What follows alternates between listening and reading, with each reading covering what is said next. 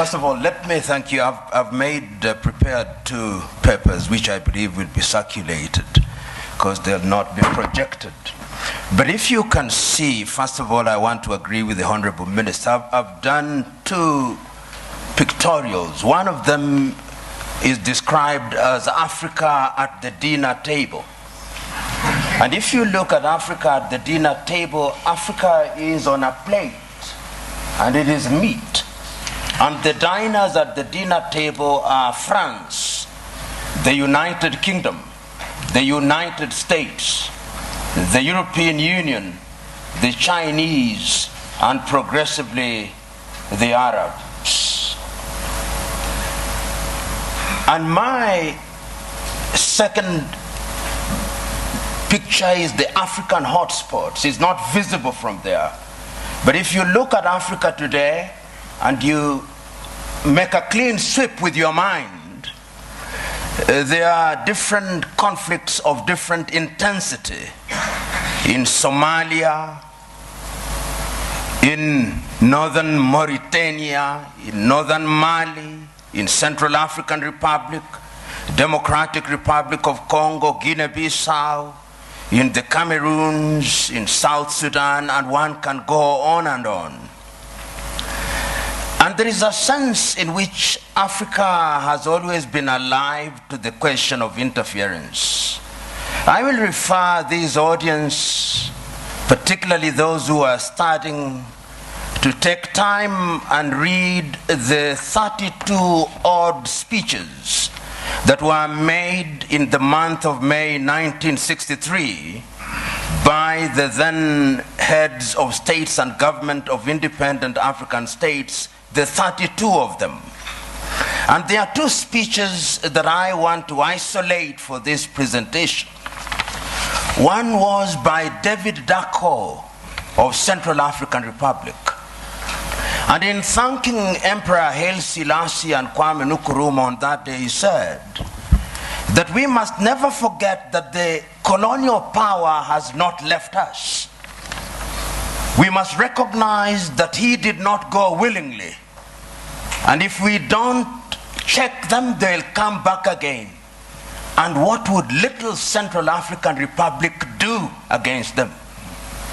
Today, he is right.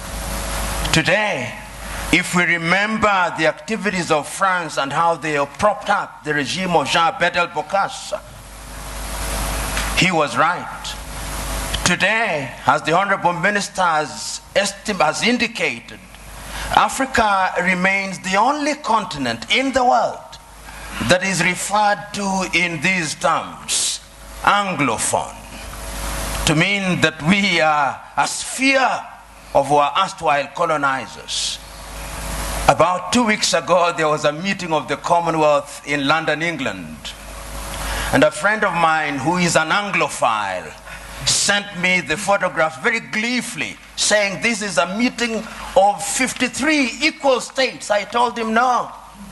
If it was so, why is it that the leadership of the Commonwealth is hereditary rather than rotational?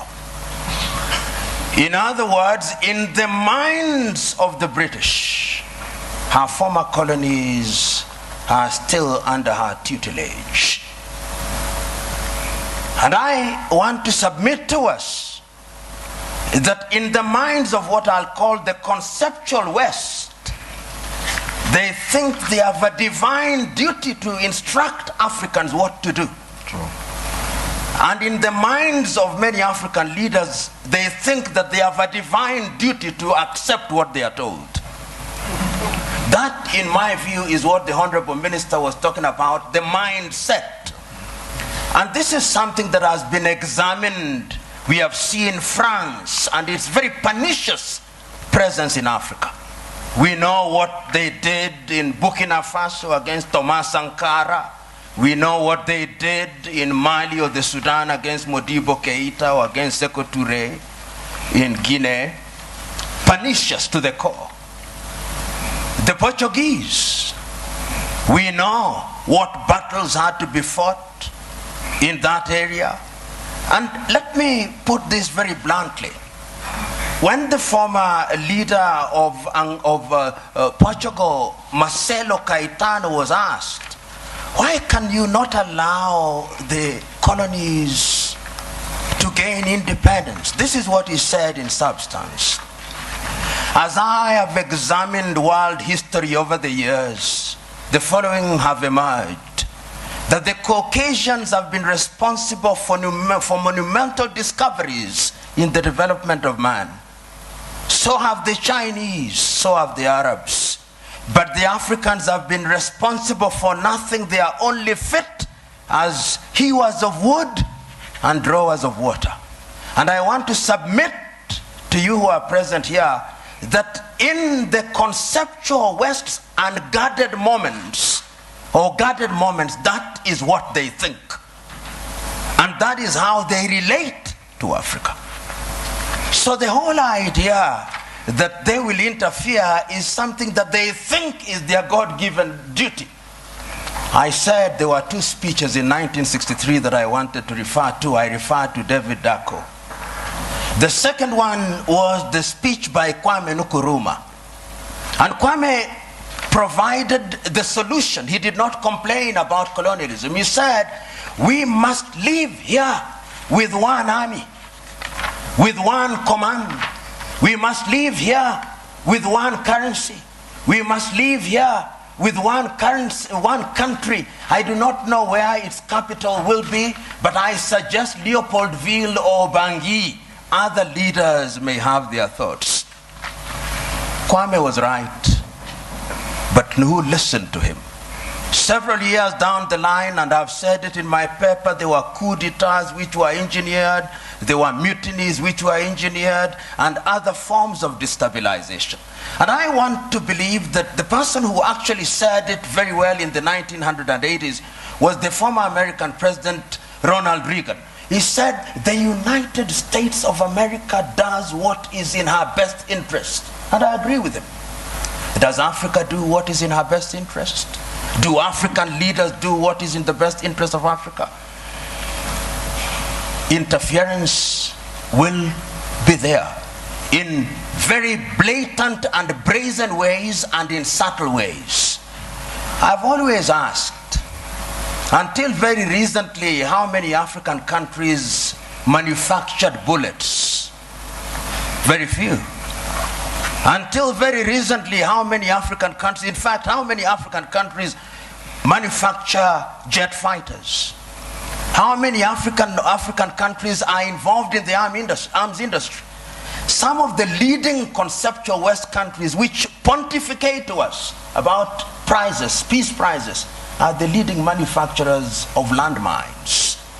And if you look at their foreign exchange earners, it is the military and security items. So they say with their mouths, what do they not believe in their hearts? In Kiswahili we say, vita vya panzi furaha ya kunguru. That when the locusts are fighting, it is the joy of the hawk. Because when they kill each other, they get the food easily, dead.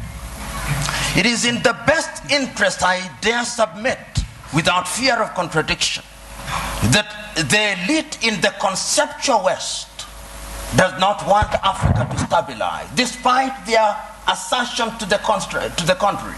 And you'll see it in every country, because conflict is a major industry.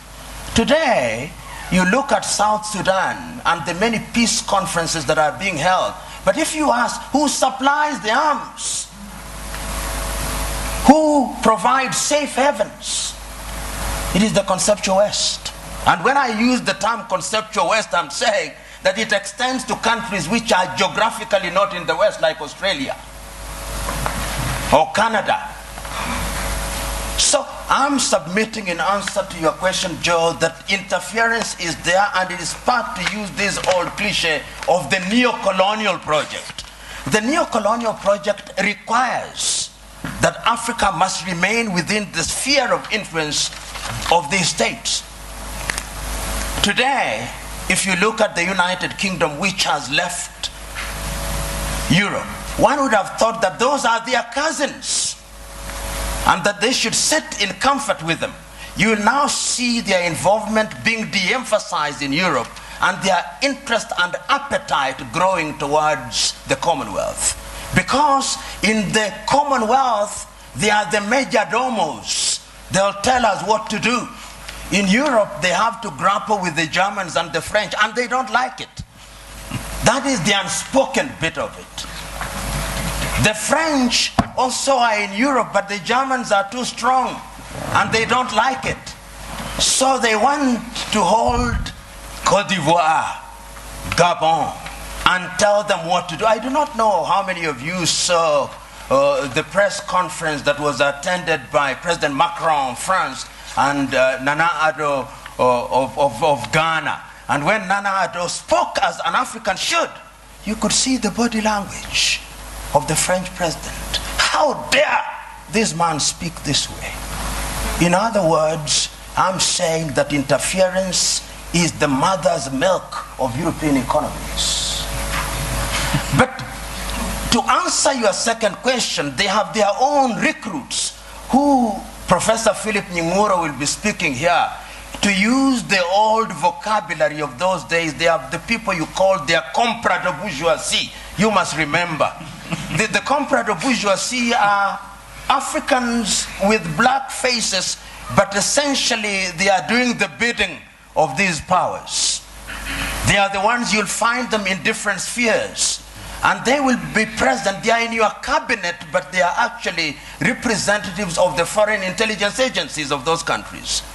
We know this. If you look at the declassified papers from the United States, we now know that some of leading cabinet ministers in many African countries were working for the CIA or some Western agencies. So you are sitting in cabinet, and in these days of the mobile phone, they are possibly texting their masters in Europe and America.